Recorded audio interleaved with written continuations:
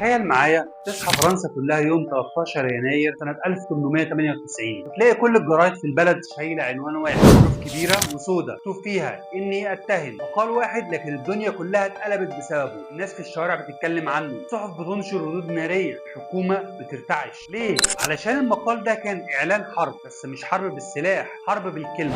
القصة بدأت قبلها بشوية. فرنسا كانت طالعة من حرب مريرة مع ألمانيا، البلد مشتعلة، الشك في كل مكان والناس بتدور على خاين. فجأة الجيش يعلن ان ضابط اسمه ألفريد دريفوس مسك وهو بيبيع اسرار عسكريه للالمان. الناس صدقت على طول، وخصوصا انه كان يهودي، وفي الوقت ده كان في كره كبير لليهود في اوروبا. لكن اللي محدش كان يعرفه ان التهمه دي كانت ملفقه بالكامل. في الوقت ده كان في كاتب شهير اسمه ايميل زولا، روائي كبير وراجل عنده ضمير حي، شاف بنفسه الظلم اللي بيتعرض له دريفوس، وشاف ازاي الحكومه بتحاول تخبي الحقيقه علشان تحافظ على هيب. زولا حاول